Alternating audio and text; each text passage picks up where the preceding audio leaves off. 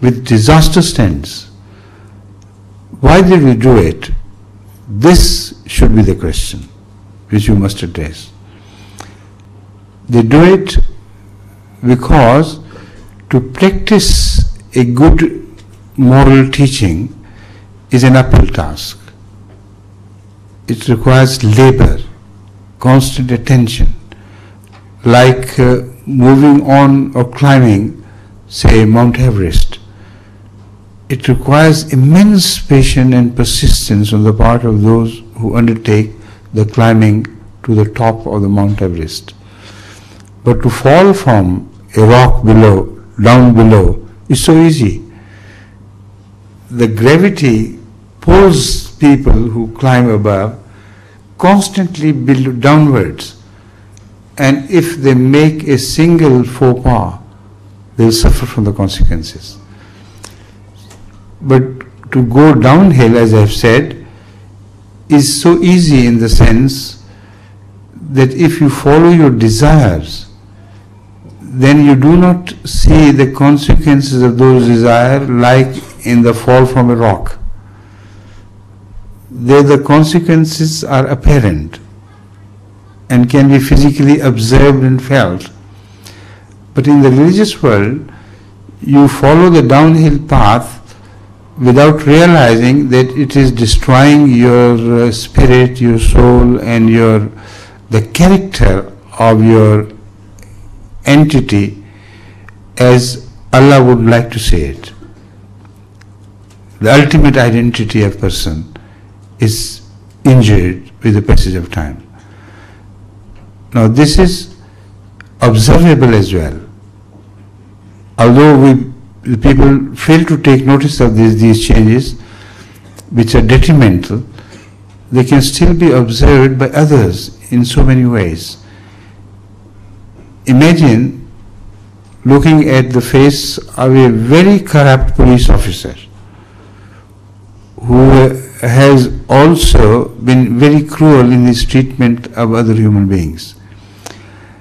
And look at any person's face who is not only, I don't say he has to be Muslim, who is anyone, but who is kindly hearted and gentle and decent. The difference between the two faces will be like two poles. The difference will be immense, which means the injury which such a person, as I have mentioned first, does not notice is still noticeable in the entire personality which is influenced by his conduct. So, as I said, it is a downhill task, this is true, but it is enjoyable also. Sometimes when you run down the hill like children do sometimes, they enjoy, and they do not know that they are losing heights. And to regain heights will be again difficult. So these are the complexities which surround the question, and as far as I could understand the question, this should be the answer. But if there is any other scientific angle to the question, like related to physics, I should like the questioner to clarify this, and then I'll be able to answer that. Actually, what I meant is, the early Muslims, they had this fear, the fear of repeating the mistake of other religion, which led to some kind of paranoia that fossilized them and made us more rigid. It is there that I say it's not a paranoia. This is what I have explained. This is but human, to learn from the mistakes of others. And this factor of the consciousness of learning from the mistakes of others gives a boost to human progress in every field. Those people who you think they suffer from this paranoia, they gain from this. Because as long as they were aware of other people's mistakes and they took care of not repeating them, they rose to great heights. The moment they ignored this important factor, they began to go down the hill. That is why I explained in detail the two different phenomena. Right? Thank you.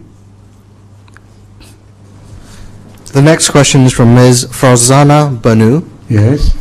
She asked, the moon has great significance in Islam. What does Hazur think of scientific experiments involving the moon, for example, exploring or colonizing the moon? You see, to expand human knowledge and awareness of the surrounding has been mentioned in the Holy Quran in so many ways. And the Holy Quran also speaks of God as constantly expanding this universe. So as man is made after the character of God, this is also one sense of the same expression you find in the Bible and also in the Holy Quran.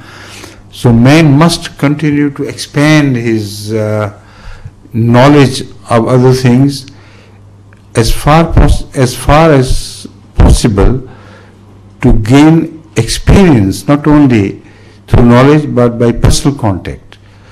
So this we see is happening to us today. The world of God is expanding because it's flying apart from the center of the universe. And the world of human knowledge is expanding because it's gaining such knowledge as his forefathers could never imagine of. And the man's experience is expanding as nowadays we are hearing the talk of reaching the moon and turning it into a colony, because they have discovered the underwater reserves, the undersurface of the moon reserves of water are immense, and they can support human life in future if it attempts, rightly so, to benefit from the water resources. And this knowledge is now available to man. So there is nothing wrong with this attempt of man, which according to the Holy Quran could be condemned as wrong. The Holy Quran promotes these efforts. It does not condemn them. Please. Only 4 more questions, Hazur. Yes, please. Yes. The next Don't scare me away, please. The next question. You're looking at me, Yeah, please. The next question is from Shabir Gangu, who is a 7-year-old. Where is the 7-year-old? Is he here? Yes. Oh, yes. Please. He asks, we are usually invited to take part in Christmas celebrations at school. How far can we celebrate with our Christian friends? You can celebrate any religious ceremony, whether it's Christian or Jewish or any other, as long as you are not required to participate in any acts which are contrary to the unity of God, and which in themselves are condemned by the Holy Quran or the conduct of the Holy Prophet. So be careful not to participate in those acts. Otherwise, you can invite non-Muslim friends to your ceremonies and make them enjoy and share your enjoyment, and you can share their enjoyment with the condition, as I have just mentioned, that you should be very careful not to participate in idolatrous practices or any practices which are squarely condemned by Islam. Thank you. You understand? The little boy? Very good. Very intelligent boy, mashallah. He said, I have understood the question. The next question is from the daughter of Mrs. Masuda Bidasi, who is Mauritian. Why are the doors of hell closed and Satan chained in the month of Ramadan? I have